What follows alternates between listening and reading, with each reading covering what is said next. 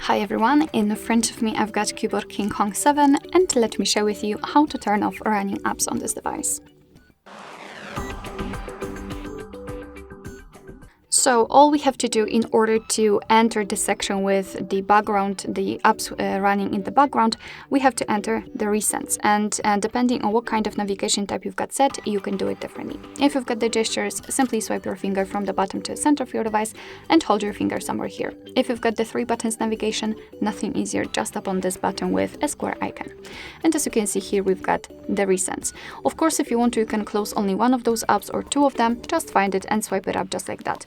But if you want to close all, just tap on clear all here. And we just got back to the homepage, so let's enter the recents. And as you can see, we've got no recent items, which simply means that we just successfully closed all background apps. Alright, so that will be all. Thank you so much for watching. I hope that this video was helpful, and if it was, please hit the subscribe button and leave the thumbs up.